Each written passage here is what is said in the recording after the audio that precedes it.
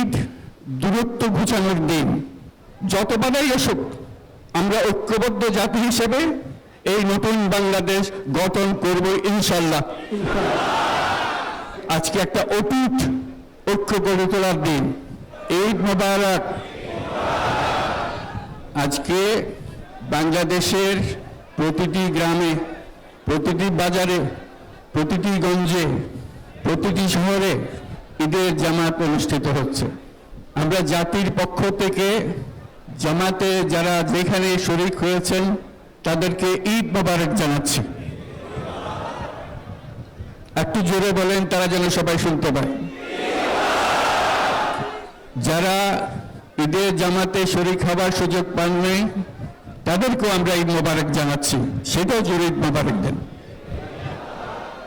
আমাদের মা বোনেরা, মহিলারা যারা ঘরে আছেন তাদেরকেও আমরা জাতির পক্ষ থেকে ঈদ মোবারক জানাচ্ছি। আমাদের প্রবাসী শ্রমিকরা যারা বিদেশে আছে, সারা বছর কষ্ট করেছে, আজকে হয়তো ঈদের জামাতে যেতে পারবেন কিংবা যেতে পারবেন না, কিন্তু জাতির পক্ষ থেকে আমরা তাদেরকেও ঈদ মোবারক জানাচ্ছি। যারা বাংলাদেশিরা আছেন পৃথিবীর বিভিন্ন দেশে, জাতির পক্ষ থেকে তাদেরকে আমরা বলে যাইনি, তাদেরকেও আমরা ঈদ মোবারক জানাচ্ছি। যারা হাসপাতালে আছে, রোগী বিভিন্ন কারণে ঈদের জামাতে যেতে পারেন নাই, তাদেরকেও ঈদ মোবারক জানালাম। ঈদ দূরত্ব ঘুচানোর দিন, নৈকট্যের দিন, ভালোবাসার দিন। আজকে সেই দিনটা আমরা যেন গভীর ভালোবাসার সঙ্গে উদযাপন করতে পারি, সেই মেসেজ আমরা যেন সবার কাছে পৌঁছে দিতে পারি। আজকে একটা অটুট ঐক্য গড়ে তোলার দিন এবং আমরা স্থায়ীভাবে ঐক্য গড়ে তুলতে চাই। ঈদের জামাতের এটাই আমাদের কামনা। আজকে মোনাজাত হবে, মোনাজাতে আমরা অবশ্যই যেন স্মরণ করি, আল্লাহর কাছে প্রার্থনা করি। আমাদের এই নতুন বাংলাদেশ গড়ার যারা সুযোগ দিয়েছে, যে বীর সন্তানরা আত্মাহুতি দিয়েছে, আল্লাহ যেন তাদের রূহের মাগফিরাত দেন, তাদের শান্তি দেন।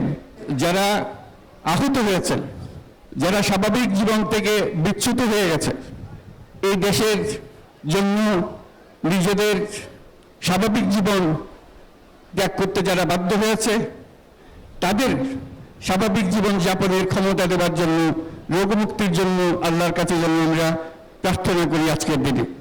আজকের দিনে আমরা প্রার্থনা করি, যেই নৈকট্য আজকের দিনে আমরা শুরু করলাম, এই নৈকট্য এবং এই ঐক্য জাতির জন্য যেন স্থায়ী হয়, আমরা যেন একটা ঐক্যবদ্ধ জাতি হিসেবে সামনে এগিয়ে যেতে পারি। যারা আত্মত্যাগ করেছেন, যারা নতুন বাংলাদেশের স্বপ্ন বাস্তবায়ন করার জন্য নিজের আত্মাহুতি দিয়েছেন, বেঁচে থাকলেও স্বাভাবিক জীবন যাপন করতে পারছেন না, তাদের স্মরণে আমরা যেন মোনাজাত করি আল্লাহর কাছে। আমরা অবশ্যই সেই স্বপ্ন বাস্তবায়ন করবই।